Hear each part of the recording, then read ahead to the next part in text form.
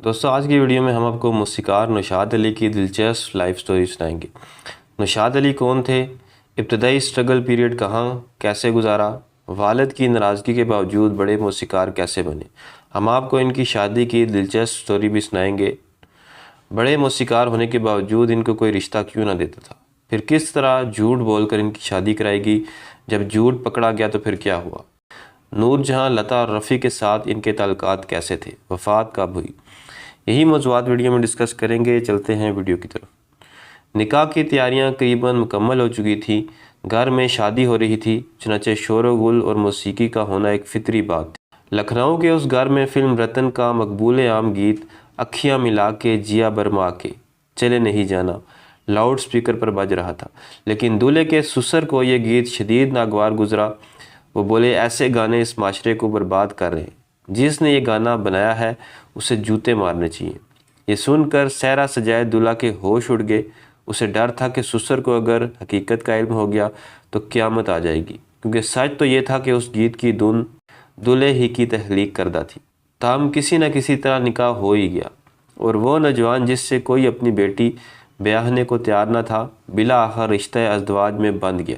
اس دولہے کا نام نوشاد علی تھا، جو بعد میں ہندی فلمی موسیقی کی تاریخ کے عظیم ترین موسیقاروں میں شمار ہوئے۔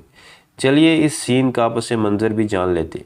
نوشاد صاحب کے ہاتھ میں والدہ کا خط تھا، جس میں انہیں یہ خبر سنائی گئی تھی کہ ان کا اب رشتہ طے کر دیا گیا ہے اور وہ فوری طور پر بمبئی سے لکھنؤ کا سفر شروع کر دیں۔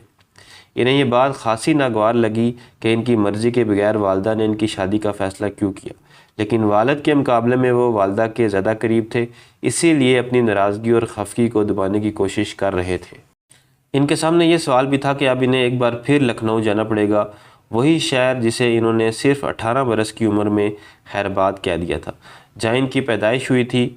والد واحد علی کورٹ کے کلرک تھے، جن کی خواہش تھی کہ بیٹا نوشاد علی پڑھ لکھ کر ان سے زیادہ مقام حاصل کرے۔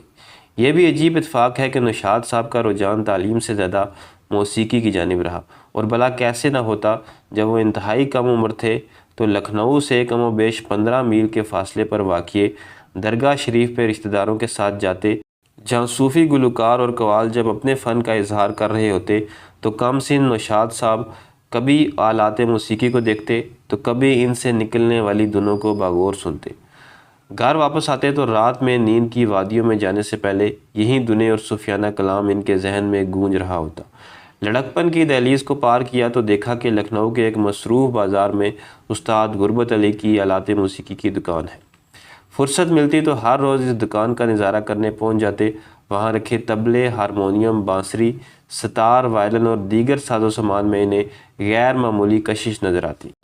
اب یہ نوشاد صاحب کا جنون اور شوق ہی تھا کہ استاد غربت علی نے روز اپنی دکان کا چکر لگانے والے اس 13-14 سال کے لڑکے کو اپنے یہاں ملازم رکھ لیا۔ یہ سمجھے کہ نوشاد صاحب کو تو جیسے خزانہ مل گیا۔ استاد غربت علی جب دکان پر نہ ہوتے تو وہ مختلف آلات موسیقی کو بجا کر اپنا شوق پورا کرنے میں لگ جاتے۔ ایک دن ان کی یہ چوری پکڑی گئی۔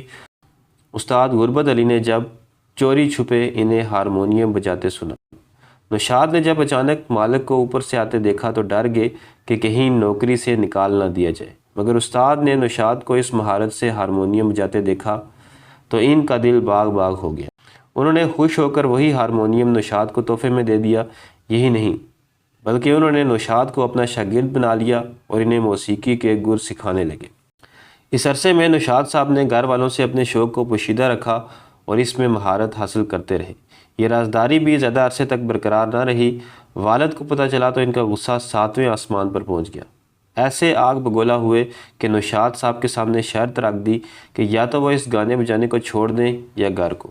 نوشاد صاحب بھی ٹھہرے ضدی، جنہوں نے آنن فانن لکھنؤ سے ہجرت کا فیصلہ کر لیا۔ والدہ نے بہت سمجھایا لیکن وہ 1937 میں بمبئی آ گئی۔ اب 7 سال بعد ایک بار پھر والدہ انہیں لکھنؤ بلا رہی تھی اور ایک ایسی لڑکی سے شادی کرنے کی تیاری ہو رہی تھی جسے انہوں نے دیکھا بھی نہیں تھا۔ نوشاد صاحب کی سمجھ میں نہیں آ رہا تھا کہ وہ جائیں یا نہیں۔ بمبئی آتے وقت وہ یہ کہہ کر آئے تھے کہ اس وقت تک واپس نہیں آؤں گا جب تک کچھ بن نہ جاؤں۔ خیر یہ نوشاد صاحب بھی بہتر جانتے تھے کہ 1944 میں خود کو بہترین موسیقار بنانے کے لیے انہوں نے کس قدر انتھک محنت اور لگن کی۔ کبھی فٹ پاتھ پر سوئے تو کبھی کسی فلیٹ کی رہداری میں۔ نوشاد صاحب کام کی تلاش میں پروڈکشن ہاؤسز کی خاک چھان چکے تھے۔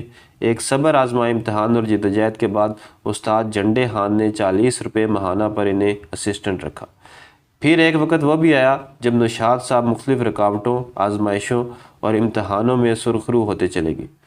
والدہ کے خط ملنے سے پہلے ان کی فلم رتن نے تو ڈائمنڈ جوبلی مکمل کی تھی۔ اس کے گانے ساون کے بادلوں، اکھیاں ملا کے جیا برما کے، او جانے والے بالم وا لوٹ کرا اور رم جم برسے بادل وا تو زبان زد عام ہوگی۔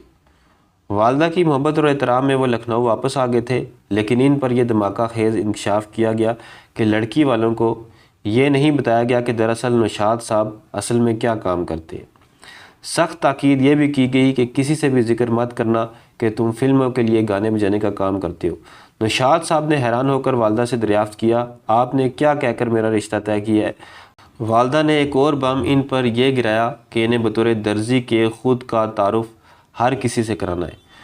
نوشاد صاحب نے یہ بات بھی مان لی اور یوں ان کا بیاہ عالیہ خاتون سے ہونے کی تیاریاں عروج پر پہنچ گئی۔ اب یہ اتفاق ہی ہے کہ نوشاد صاحب کی شادی پر بینڈ باجے والے وہیں دنیں بجا رہے تھے جو انہی کے مشہور گیتوں کی تھی۔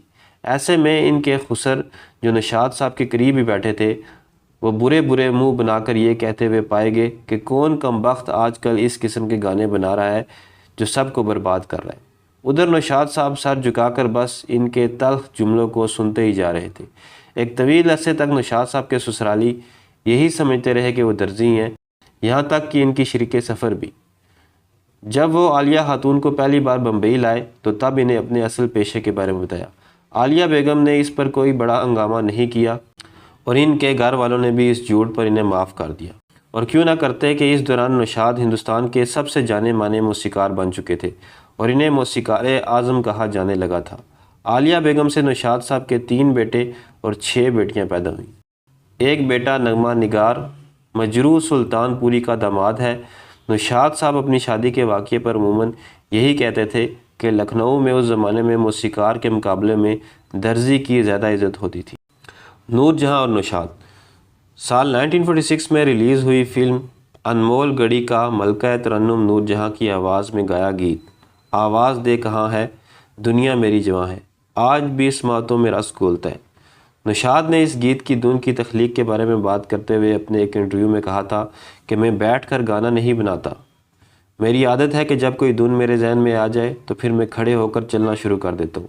فلم انمول گڑی کا یہ گانا بنانے کے لیے میں کئی میلوں چلا ہوں گا۔ دھن تھی کہ مکمل ہونے کا نام ہی نہیں لے رہی تھی۔ انسان کے شعور میں جو کچھ ہوتا ہے وہی لاشعور میں بھی آ جاتا ہے۔ میں ایک دن اس دھن پر تھوڑا کام کر کے سویا تو خواب میں یہ گانا مکمل کر لیا۔ رفیع اور نوشاد۔ نوشاد کا ذکر ہو اور محمد رفیع پر بات نہ ہو یہ ممکن ہے نہیں۔ اس سال 1949 کی بات ہے۔ محمد رفیع موسیقار نوشاد سے ملاقات کے لیے آئے۔ وہ کچھ بے چین اور دل گرفتہ دکھائی دے رہے تھے۔ انہوں نے موسیقار سے کہا بمبئی میں میرا من نہیں لگ رہا، میں پنجاب لوٹ رہا ہوں، وہاں راگوں پر منحصر ترانے گاؤں گا۔ محمد رفیع اس وقت اگرچہ شہرت حاصل کر رہے تھے مگر یہ نوشاد تھے جنہوں نے محمد رفیع کے ٹیلنٹ کو درست سمت دی۔ انہوں نے محمد رفیع کو تسلی دیتے ہوئے کہا آپ چند روز رکیے، میں آپ کے لیے ویسے ترانے بناؤں گا۔ دونوں نے جلد ہی فلم دلاری میں ایک ساتھ کام کیا جس کے لیے محمد رفیع نے گیت سہانی رات ڈل چکی نہ جانے تم کب آؤ گے گایا۔ یہ فلم بھی AR کاردار نے ہی پروڈیوس کی تھی۔ بہت سے لوگوں کا یہ ماننا ہے کہ محمد رفیع اس لیے بنے کیونکہ نوشاد نے نہ صرف ان کی رہنمائی کی بلکہ ان کی حیرت انگیز گائیکی پر کبھی شک نہیں کیا۔ نوشاد کا یقین رفیع کے فن کا سب سے بڑا سہارا تھا، یہاں تک کہ جب 1970 کی دہائی کے اوائل میں کشور کمار کی ماورائی شہرت کے باعث رفیع کو خود پر شبہ ہونے لگا تو اس وقت بھی نوشاد ان کے ساتھ کھڑے رہے۔ لتا اور نوشاد کی کہانی۔